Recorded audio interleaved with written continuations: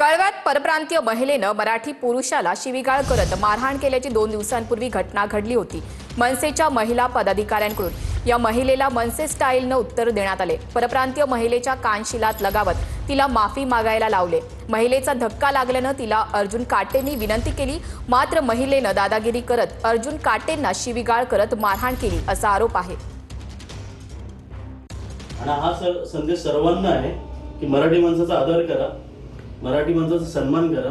मराठी माणूस प्रेमळ आहे, तुम्ही त्याला प्रेम द्याल तर तुम्हाला डबल प्रेम देईल। आणि एवढं लक्षात ठेवा की तुम्ही महाराष्ट्रात राहता, इथं खाता पिता मौज मजा करता आणि मराठी माणसावरती तुम्ही परत उलपारी फिरताय।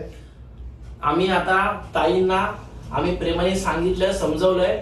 आम्हाला अपेक्षा आहे की यापुढे ताईंकडून अशी चूक कधी होणार नाही, आणि झाली तर ताईंची गाठ मग महाराष्ट्रामध्ये सर्व लोकांसोबत असणार। ते येऊपर्यंत माझ्या नवऱ्याची तिने कॉलर पकडली होती।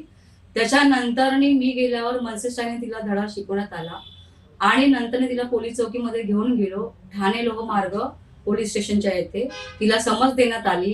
त्यानंतर तिच्या मिस्टरांनी गुन्हा दाखल करताना आम्हाला रिक्वेस्ट केली, विनंती केली की ताई आमच्याकडे माझ्या मुलीकडे बघून हा गुन्हा मागे घ्या आणि आम्हाला माफी असावी महाराष्ट्राबद्दल।